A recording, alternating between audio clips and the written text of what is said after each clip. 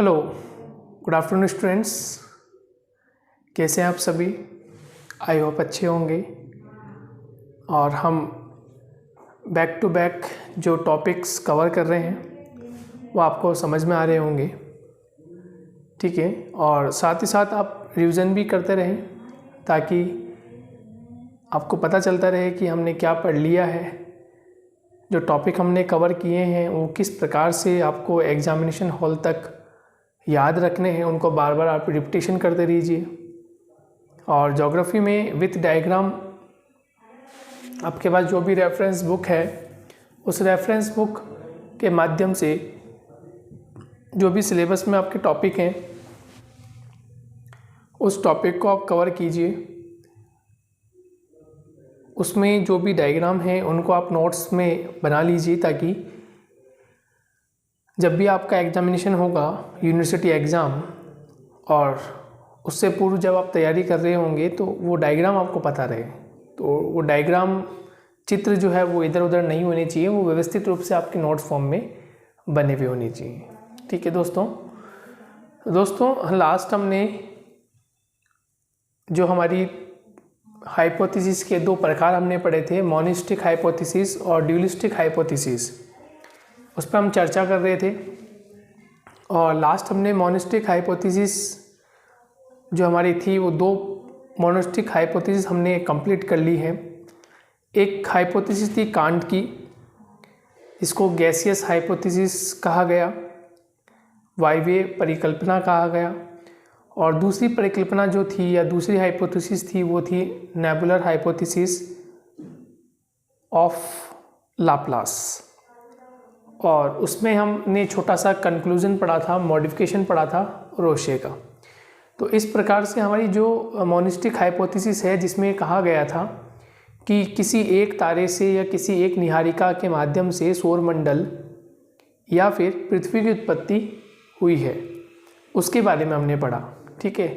जहां हमने देखा कांट ने काफ़ी हद तक उसे वैज्ञानिक रूप देने की कोशिश की लेकिन नहीं हो पाया। काफ़ी चीज़ें ऐसी थी जो उसकी क्रिटिसाइज़ हो गई, आलोचना का शिकार हो गई, और उन्हीं चीज़ों को लाप्लास ने फिर दूर करने की काफ़ी हद तक कोशिश की और 70-80% तक उन्होंने उस चीज़ को दूर भी किया। यानी जो कह सकते हैं जो कांट ने आलोचना, जो हाइपोथेसिस कांट की जो थी वो आलोचना शिकार हुई थी, उससे काफ़ी हद तक उन्होंने उसको बचा लिया, ठीक है। और रोशे के संशोधन में भी हमने समझ लिया कि किस प्रकार से उन्होंने लाप्लास की जो निहारिका परिकल्पना थी उसको किस प्रकार से उसमें मॉडिफिकेशन किया, उसमें संशोधन किया। आज की इस क्लास में हम बात करते हैं दोस्तों ड्यूलिस्टिक हाइपोथेसिस यानी कि द्वैतारक परिकल्पनाओं की। और इसमें हमने पढ़ा द्वैतारक परिकल्पनाओं में चैम्बरलिन सबसे मोस्ट इम्पॉर्टेंट व्यक्ति है, चैम्बरलिन और मोल्टन। इन दोनों ही व्यक्तियों ने, चैम्बरलिन और मोल्टन ने द्वैतारक परिकल्पना दी। और इसके साथ में एक अन्य और विद्वान साथी हुए, उनका नाम था जेम्स जीन्स और जेफरे। तो इनके बारे में आज पढ़ने जा रहे हैं हम, ठीक है। ड्यूलिस्टिक हाइपोथेसिस की हम चर्चा करने जा रहे हैं कि ड्यूलिस्टिक हाइपोथेसिस में यानी द्वैतवादी जो परिकल्पना थी उसके विचारक कौन कौन से थे। देखिए, हर थ्योरी, हर हाइपोथेसिस को देने वाले कम से कम 2, 3, 4, ठीक है, खगोल विज्ञानी हैं, दार्शनिक हैं, एस्ट्रोलॉजर्स हैं। लेकिन हम यूँ कहें कि जो इम्पोर्टेंट है, जो आने वाले एग्जामिनेशन की दृष्टि से बहुत इम्पोर्टेंट है, हम उनकी चर्चा ज़्यादा कर रहे हैं, या बहुत ज़्यादा जो चर्चित हाइपोथेसिस है हम उनकी बात कर रहे हैं, ठीक है दोस्तों। तो हमने 2 हाइपोथेसिस कंप्लीट कर लिया है जो कि मोनिस्टिक हाइपोथेसिस थी, अद्वैतवादी परिकल्पनाएं थी।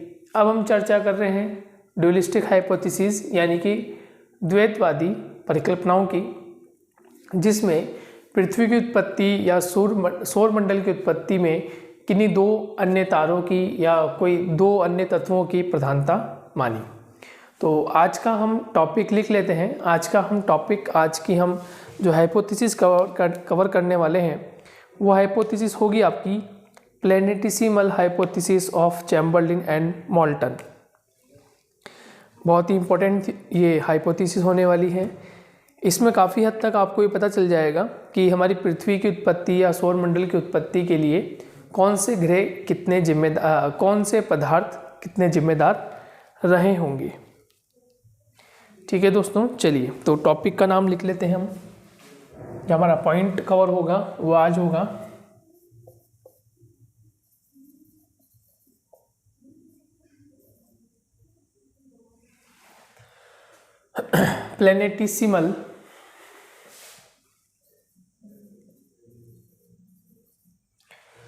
प्लैनेटिसिमल हाइपोथेसिस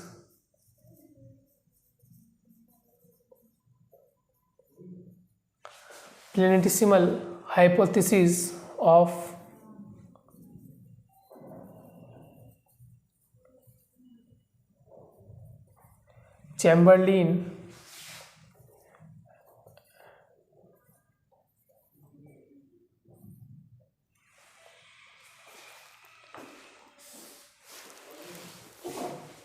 चैम्बरलिन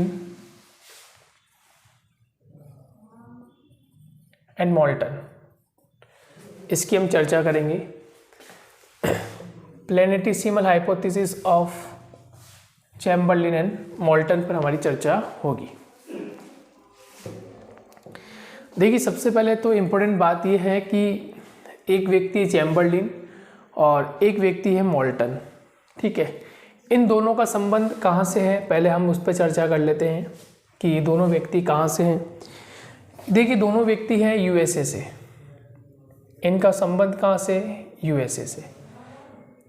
और इन दोनों ने अपनी जो ये हाइपोथेसिस रखी, ये 1904 में रखी थी।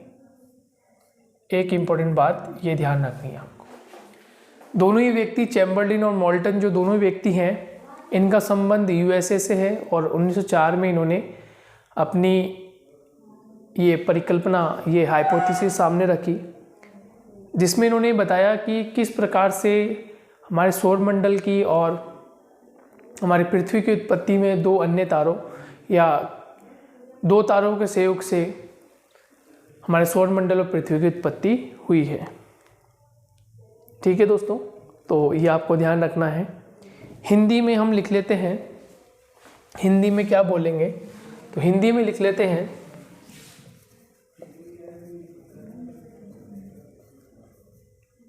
चैम्बरलिन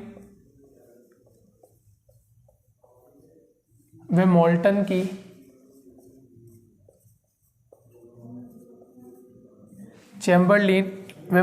की ग्रहाणु परिकल्पना।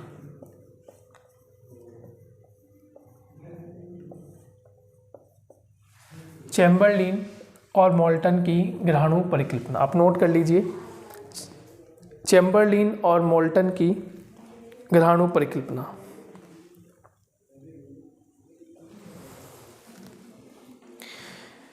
देखिए, पहले हम इसको समझ लेते हैं। समझना ज़रूरी है कि थ्योरी में आपको क्या कहा गया है, और यदि आपको समझ में आ जाएगा तो फिर ज़्यादा आपको प्रॉब्लम क्रिएट नहीं होगी। और चैम्बरलिन मोल्टन ने क्या बात कही वो आपको समझ में आ जाएगा।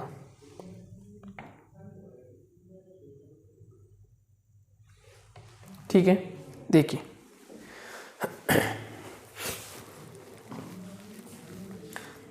ये तो आपको बात समझ में आ गई कि प्लैनेटिसिमल हाइपोथेसिस ऑफ चैम्बरलिन और मोल्टन, इन्होंने अपनी जो हाइपोथेसिस दी है ये ड्यूलिस्टिक हाइपोथेसिस है ना, ये तो आपको पता है। ड्यूलिस्टिक का मतलब समझ में आ गया ना, द्वैतारक, यानी कि जिसमें दो तारों के माध्यम से हमारी पृथ्वी की उत्पत्ति हुई है, राइट, या हमारे सौरमंडल की उत्पत्ति में दो तारों का योगदान है।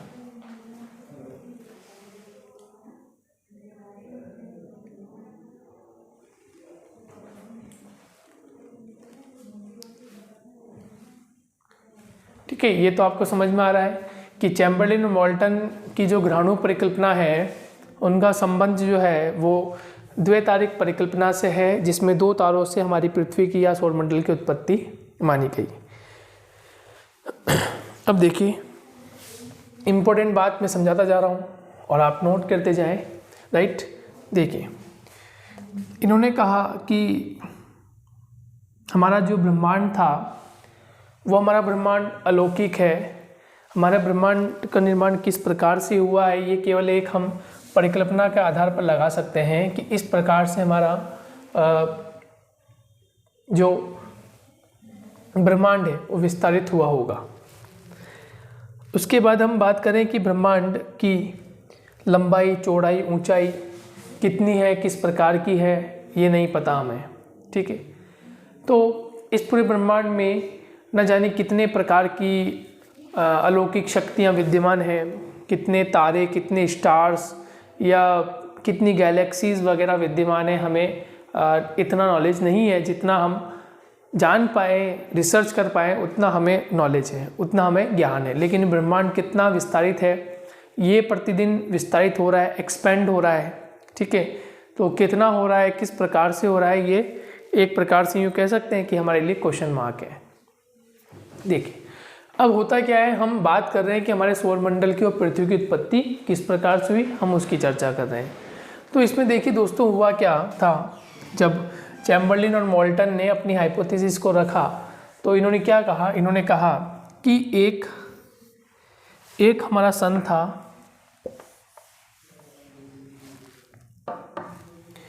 एक हमारा सन था, इसको नाम दिया इन्होंने प्रोटोसन। क्या नाम दिया? प्रोटोसन।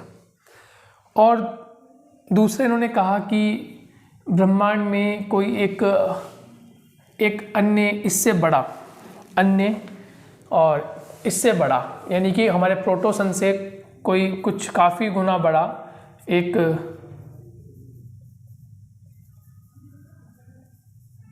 कंपेनियन सन था, या कंपेनियन स्टार लिख लीजिए, कंपेनियन स्टार। ठीक है, तो एक प्रोटोसन था जो कि हमारा सन है, जिससे हम जानते हैं हमारा सन है। एक कंपेनियन सन था, कंपेनियन स्टार था जो इस ब्रह्मांड में कहीं पर घूम रहा था। क्लियर? अब एक समय ऐसा आया जब ये कंपेनियन स्टार विचरण करता हुआ, घूमता हुआ ब्रह्मांड में कहीं पर विचरित कर रहा होगा, और धीरे धीरे धीरे विचरण के साथ साथ जो है ये हमारा प्रोटोसन है उसके नज़दीक आना इसने प्रारंभ किया। अब जैसे ही नज़दीक आया तो नज़दीक आने से क्या हुआ, क्योंकि हमारे सन में भी ग्रेविटेशनल फोर्स है, ये हम जानते हैं, और इस स्टार में भी क्या होगा, ग्रेविटेशनल फोर्स होगा, नेचुरल है, क्योंकि हर पदार्थ में, हर मैटर में क्या है, नेचुरल फोर्स, ग्रेविटेशनल फोर्स। हर पदार्थ में क्या पाया जाता है, गुरुत्वाकर्षण शक्ति।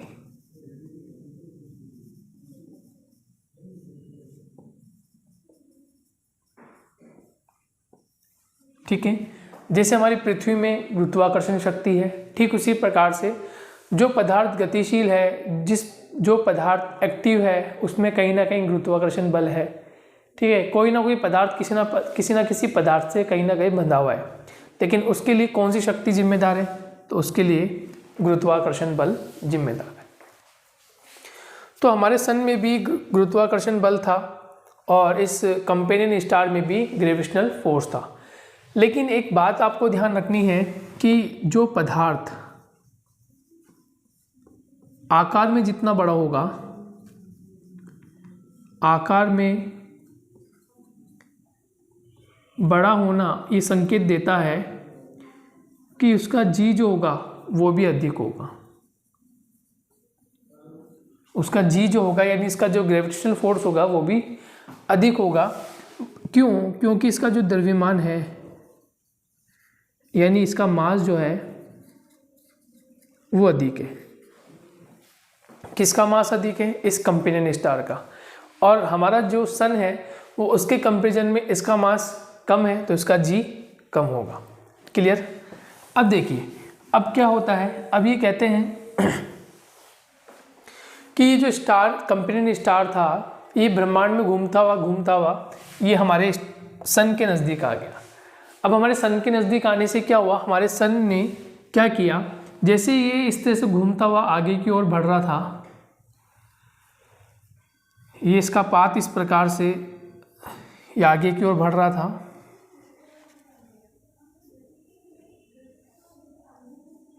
तो हमने क्या देखा कि जब ये इस वाली अवस्थिति में आया, यानी कि ये सेकंड नंबर की जो अवस्थिति है उसमें आया तो इसने ग्रेविटेशनल फोर्स लगाना प्रारंभ कर दिया। जैसे ये इसके संपर्क में आया, इसके ऑर्बिट में आया, तो इसने क्या किया, इस पर ग्रेविटेशनल फोर्स लगाना प्रारंभ कर दिया।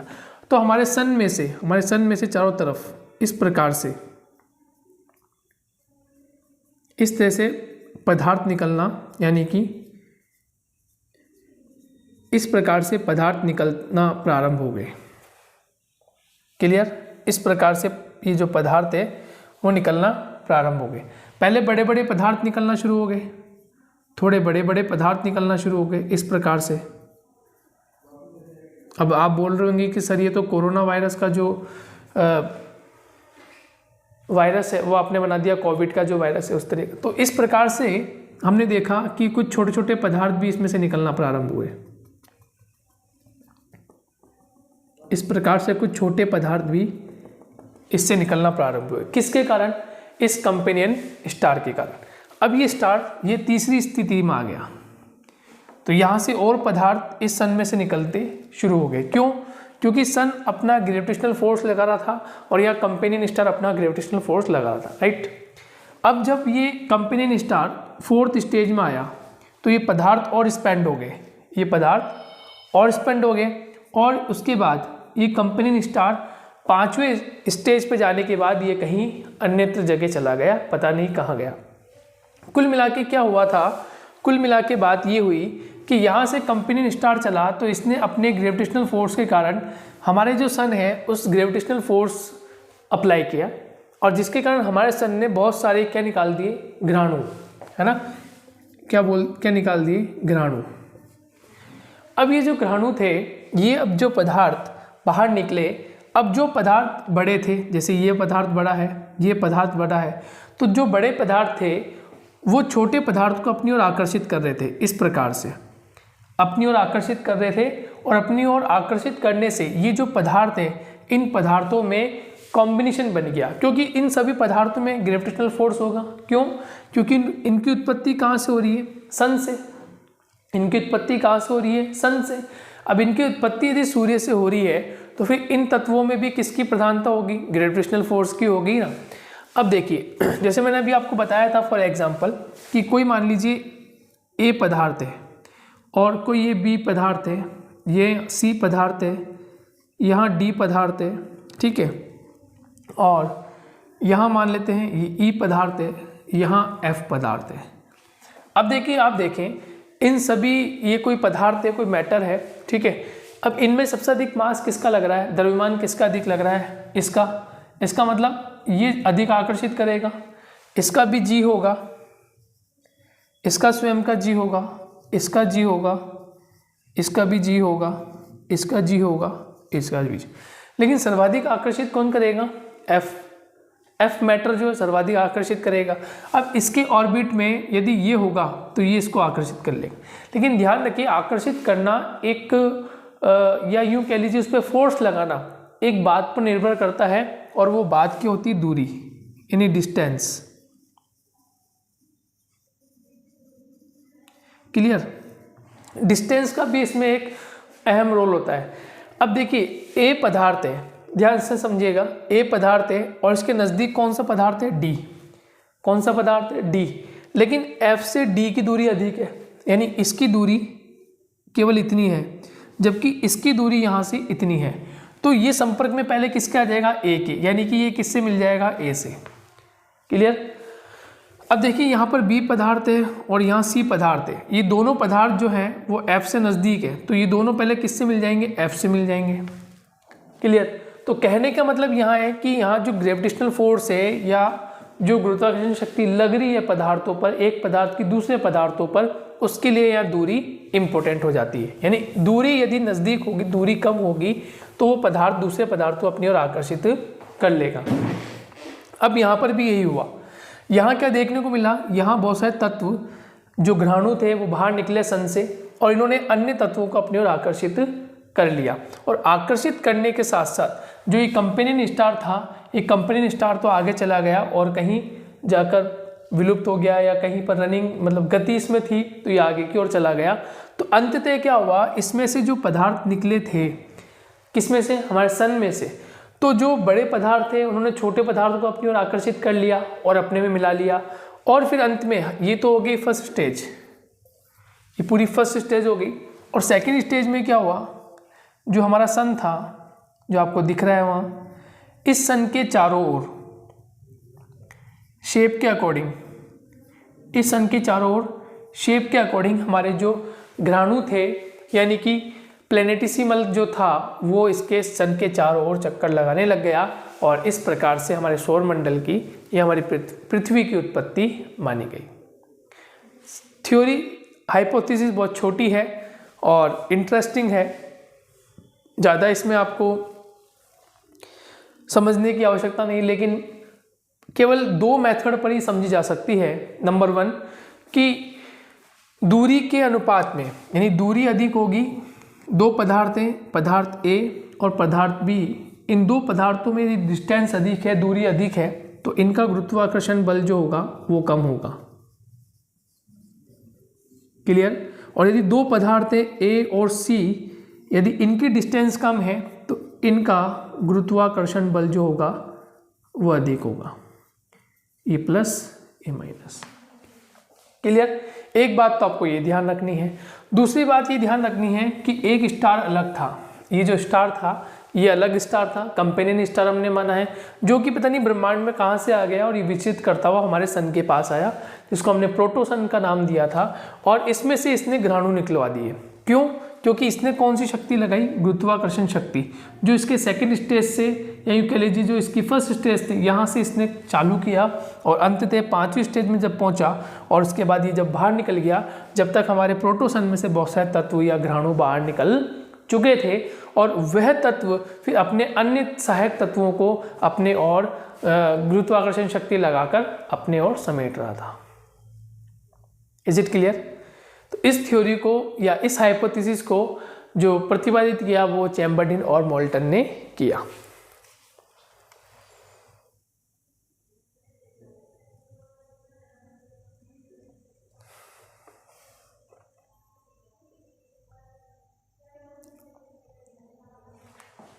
ठीक है, अब देखिए इससे हमें ये पता चलता है कि हमारी पृथ्वी का जो निर्माण हुआ है, ठीक है, इससे पता चलता है कि हमारी पृथ्वी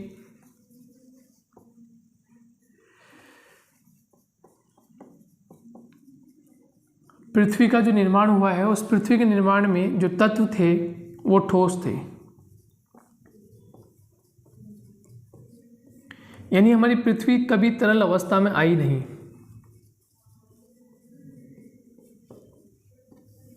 इससे पता चलता है। लेकिन चूंकि एक बात और ध्यान देने योग्य है कि हमारी पृथ्वी में आंतरिक भाग जो है, हमारी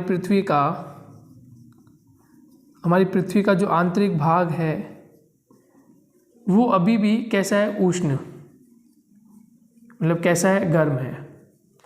अब नेचुरल है यानी वो गर्म है, इसका मतलब वहाँ टेम्परेचर ज़्यादा है, और यदि वहाँ टेम्परेचर ज़्यादा होगा तो वहाँ जो भी तत्व होगा, जो भी वहाँ तत्व होंगे, तत्वों को क्या कर देगा? वो तरल बना देगा। तत्वों को क्या बना देगा? तरल बना देगा। क्यों बना देगा? ये समझ में आ गया होगा आपको, क्योंकि हमारी पृथ्वी का आंतरिक भाग कैसा है? उष्ण व गर्म है। तो ये जब तत्व बाहर निकले होंगे तो इसका मतलब इनके बीच में कॉलिजन हुआ होगा, यानी कि इनके बीच में कॉलिजन हुआ होगा। लेकिन कॉलिजन होने के लिए हमें क्या चाहिए? कि दोनों पदार्थ टकराएं, दोनों पदार्थ टकराने चाहिए, ऐसी स्थिति होनी चाहिए। लेकिन यहाँ ऐसा कॉलिजन नहीं माना जा सकता कि कंपेनियन स्टार इससे टकराया, इससे तो टकराया ही नहीं था। वो तो केवल अपनी दिशा में घूम रहा था, अपने पथ पर परिक्रमा कर रहा होगा या गतिशील रहा होगा, सर्कुलर मोशन उसमें रहा होगा। लेकिन हमारे जो प्रोटो स्टार थे, इस प्रोटोसन जो हमारा था, उसमें से जो ग्रहाणु थे, तत्व जो थे, वो बाहर निकल गए। ठीक है, तो इस हाइपोथेसिस को चैम्बर्लिन और मोल्टन ने सामने रखा, और कुछ जो महत्वपूर्ण बातें थी वो इसने बताई। अब जो प्लैनेटिसिमल हाइपोथेसिस है, यानी कि चैम्बर्लिन और मोल्टन की जो परिकल्पना है, इसने काफ़ी हद तक बातें अच्छी बताई और समझने योग्य बातें थी, और यूँ कह लीजिए कि हमारी पृथ्वी की उत्पत्ति या सौरमंडल की उत्पत्ति में लगभग इसने सारी बातें सही बताई, लेकिन कुछ बातों की हम चर्चा करें कि जैसे इसने बताया था कि इसमें से 9 प्लेनेट जो बने थे वो किस प्रकार से बने, या ये जो कंपेनियन स्टार है ये कहाँ से आ गया, और इसने कितना ग्रेविटेशनल फोर्स लगा दिया जो हमारे प्रोटोसन में से जो ग्रहाणु थे या हमारे प्रोटोसन में से जो तत्व निकले वो निकल गए। तो ये कैसे, ये पॉसिबल कैसे हो सकता है, तो इसकी हम आलोचना की बात कर लेते हैं। ठीक है, तो ये इस थ्योरी को आपको ध्यान, इस हाइपोथेसिस का ध्यान रखना है। ठीक है, आप लिख लेना, मैं लिखवा देता हूँ अभी।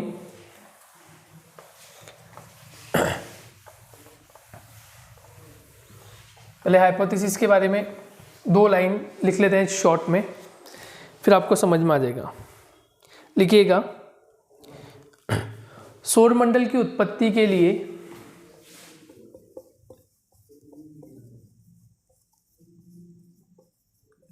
सौरमंडल की उत्पत्ति के लिए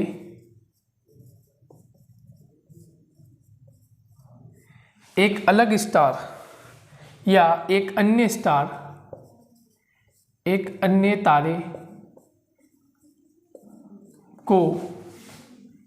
तारे को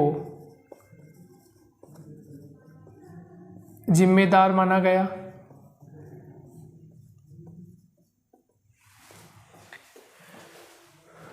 जो कि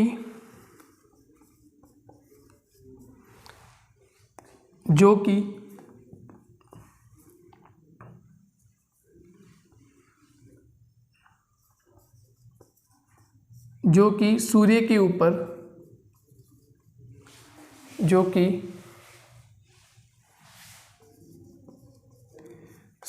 के ऊपर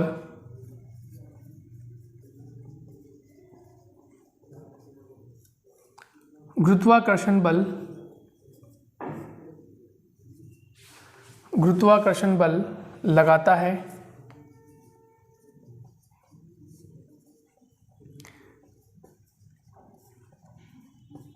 तथा जिससे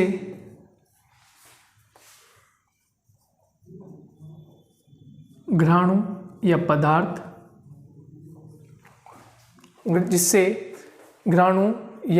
पदार्थ बाहर निकले।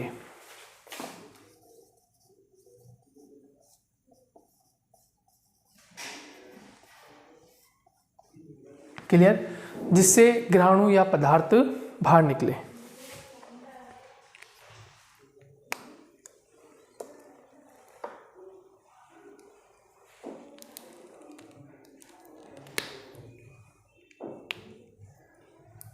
ठीक है, नेक्स्ट सेकंड पॉइंट लिख लेते हैं।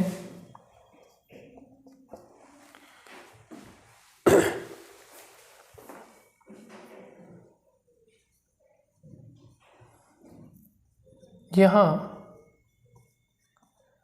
छोटे व बड़े दोनों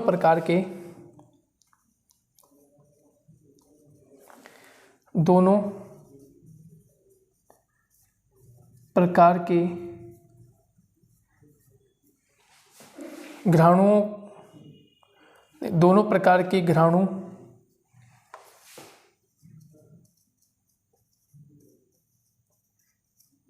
से मिलकर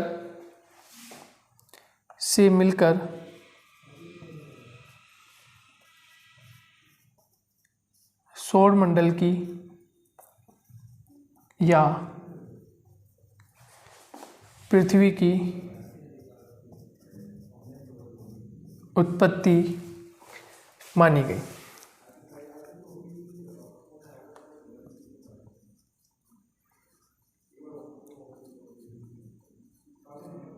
ये ग्रहाणु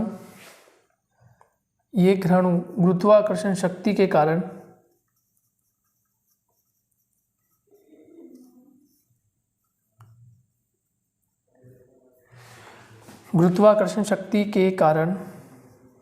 कारण आपस में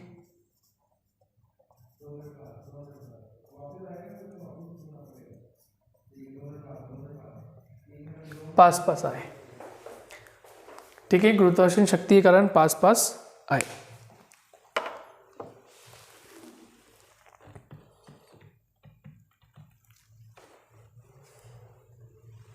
ठीक है, क्लियर हो गया।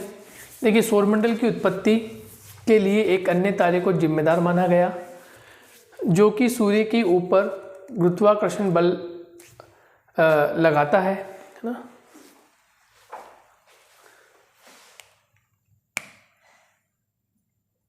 लगाता है तथा जिससे ग्रहाणु पदार्थ बाहर निकले। अभी मैंने बताया था आपको कि जब ग्रेविटेशनल फोर्स उसने लगाया तो यहाँ से ग्रहाणु जो पदार्थ थे वो बाहर निकलना प्रारंभ हो गए, और यहाँ छोटे व बड़े दोनों प्रकार के ग्रहाणु से मिलकर सौरमंडल की या पृथ्वी की उत्पत्ति मानी गई। ये ग्रहाणु गुरुत्वाकर्षण शक्ति के कारण आपस में पास पास आ गए। ठीक है, और फिर सूर्य के चारों ओर ये सराउंडिंग में चलना शुरू हो गया। क्यों हो गया, उसका कारण ये था कि जो पदार्थ बाहर निकले, वो पदार्थ जब बाहर निकल गए तो उनका खुद का ग्रेविटेशनल फोर्स, ठीक है, वहीं दूसरी ओर वो उस सूर्य के चारों ओर परिक्रमा करने लग गए, उस सूर्य के चारों ओर तेज गति से घूमने लग गए, जिसके कारण हमारे उस सूर्य में, सन में केंद्र में तो गुरुत्वाकर्षण बल जो उनको अपनी ओर आकर्षित कर रहा था, जबकि गति अधिक हो जाने के कारण अब केंद्रीय बल जो था वो उनको बाहर की ओर फेंक रहा था। तो ना तो ये वापस उस सन में जा पाए और ना ही ये पुनः वापस उस जो कंपेनियन स्टार था उसके साथ गए। तो अभी हम बात करेंगे, एक प्रकार की एक थ्योरी है, परिकल्पना है, उसकी हम चर्चा करेंगे। तो उसमें भी कुछ इस प्रकार से था, लेकिन वो थोड़ा सा अलग डिफरेंट टाइप से उसको समझाया गया है। लेकिन चैम्बरलिन और मोल्टन ने यही बात कही कि वो तत्व जो निकले थे, वो जो पदार्थ या ग्रहाणु जो निकले थे, जो ग्रहाणु नाम दिया यानी प्लैनेटिसिमल जो नाम दिया वो चैम्बरलिन और मोल्टन ने दिया। हम उसको शुद्ध देशी भाषा में हम उसको पदार्थ बोल सकते हैं, है ना। और ज्योग्राफिकल टर्म की जब हम बात कर रहे हैं तो हम उसको ग्रहाणु बोलेंगे, यानी प्लैनेटिसिमल बोलेंगे, कि जब वो पदार्थ या वो प्लैनेटिसिमल ग्रहाणु बाहर निकल गए और उन्होंने एक अन्य ग्रहों को जन्म दे दिया, या यूं कह लीजिए कि सौरमंडल को उसने जन्म दिया। क्लियर हो गया।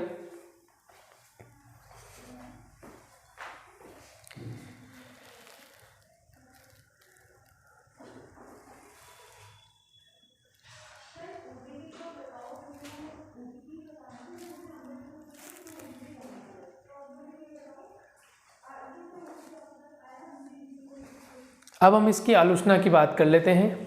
आलोचना बहुत सिंपल है। आलोचना की बात कर लेते हैं कि इसने इसकी जो ये हाइपोथेसिस थी उसमें क्या क्या क्रिटिसाइज हुआ, क्या क्या क्रिटिसिज्म देखने को मिले। जब इसने कहा कि 9 ग्रहों का निर्माण हुआ तो ज्योग्राफर्स ने, दार्शनिक लोगों ने कहा कि नंबर 1 आलोचना की बात करें,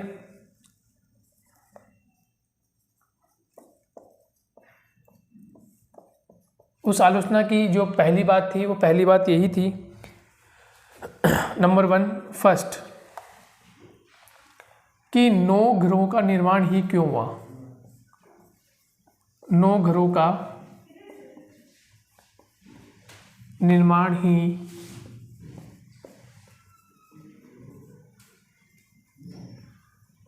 क्यों हुआ। सही बात है कि केवल 9 ग्रहों का निर्माण ही क्यों हुआ, 10 क्यों नहीं बने। तो आगे लिखें, इससे कम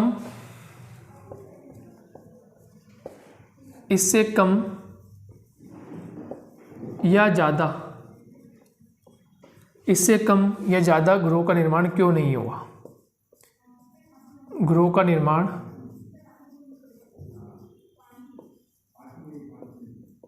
क्यों नहीं हुआ।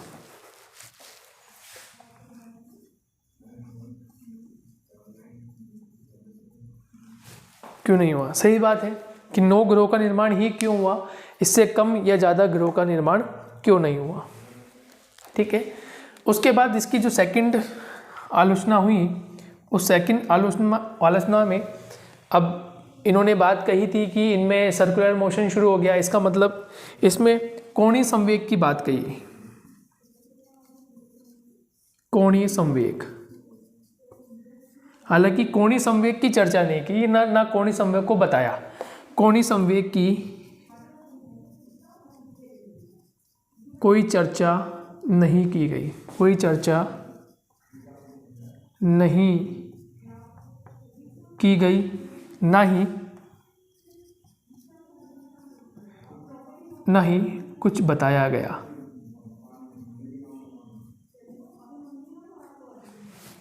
Is it clear? तो कोणीय संवेग की कोई चर्चा नहीं की गई और ना ही इसके बारे में कुछ इन्होंने बताया।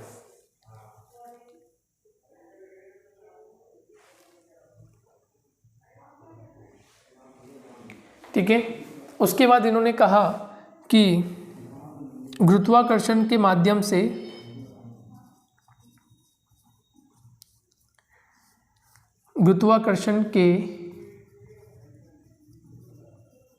माध्यम से जो ग्रहाणु अलग हुए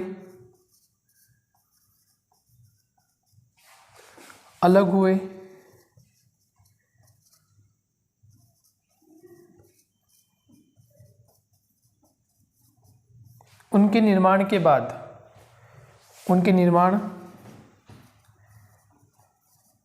बाद एक व्यवस्थित व्यवस्था किस प्रकार से बनी।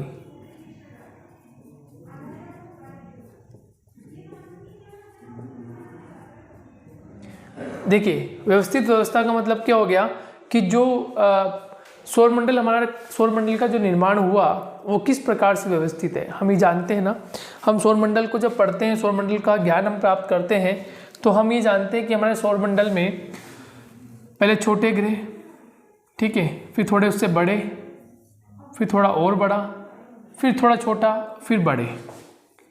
इस प्रकार से हमारे जो प्लेनेट का डिस्ट्रीब्यूशन है वो कुछ इस प्रकार से है। तो एक सीरीज में है, ठीक है, एक क्या है, एक इस सीरीज में है, एक क्रम से, तो व्यवस्थित है, व्यवस्थित व्यवस्था है। तो ये कैसे व्यवस्थित व्यवस्था किस प्रकार से हुई, इसका उन्होंने किसी प्रकार का कोई पॉइंट नहीं बताया, लेकिन हाँ उन्होंने बताया कि इनके ये जो ग्रहाणु निकले हैं, ग्रहाणु से फिर जो हमारे सौरमंडल निर्माण हुआ है वो कुछ इस प्रकार से हुआ है। क्लियर? नेक्स्ट,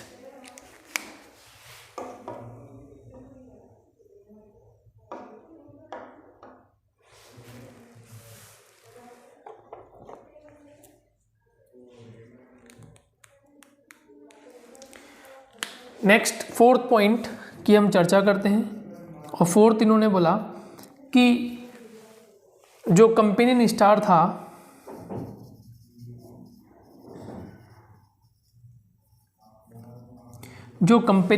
था, वह प्रोटोसन के पास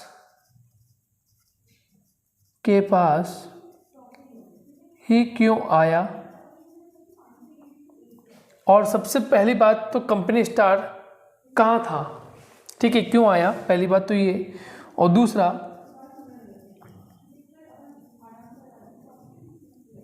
कंपेनियन स्टार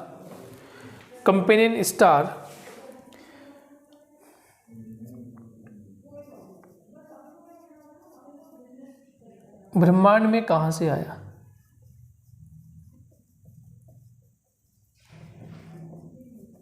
ये भी एक उसके सामने क्वेश्चन मार्क था कि कंपेनियन स्टार कहाँ से आ गया, कंपेनियन स्टार कहाँ से आया, पहली बात तो ये। और ये प्रोटोसन के पास ही क्यों आया। तो ये कुछ आलोचनाएं थी, जिस आलोचनाओं का ये planetesimal hypothesis of Chamberlin and Moulton उसका शिकार हुआ। लेकिन काफ़ी हद तक इन्होंने इस चीज़ को बताने की कोशिश की कि हमारे सौरमंडल और पृथ्वी की उत्पत्ति में शायद कुछ इस प्रकार से तत्वों का सहयोग रहा होगा, ये तत्व इस प्रकार से निकले होंगे, ग्रहाणु इस प्रकार से इकट्ठे हुए होंगे और उसके बाद इनका निर्माण हुआ। Is it clear? तो ये बात आपको समझ में आ गई होगी। अच्छे से हमने प्लैनेटेसिमल हाइपोथेसिस चैम्बरलेन ऑफ मोल्टन को समझा दिया है। क्लियर? ओके। अब देखिए एक नई हाइपोथेसिस की बात कर लेते हैं। नेक्स्ट क्लास में हम एक नई हाइपोथेसिस को देख लेंगे। इसी के रेस्पेक्ट में बनी हुई हाइपोथेसिस है, कुछ अंतर नहीं है, सेम वही आपको कंक्लूजन देखने को मिलेगा, ठीक है, सेम वही टॉपिक आपको देखने को मिलेंगे। तो उस प्रकार की हाइपोथेसिस को हम चर्चा कर लेंगे। ठीक है, तो मिलते हैं नेक्स्ट क्लास में। तब तक के लिए टेक केयर, बाय बाय।